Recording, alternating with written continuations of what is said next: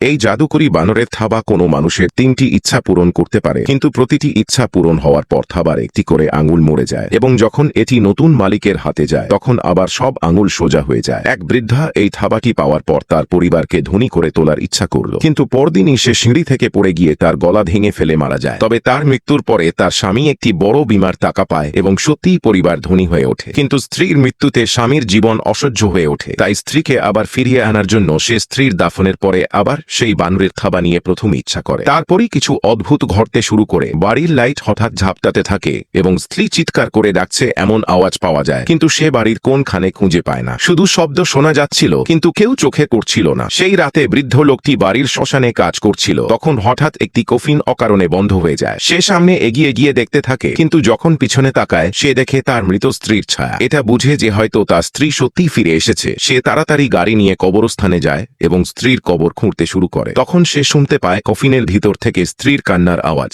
ভয় পেয়ে সে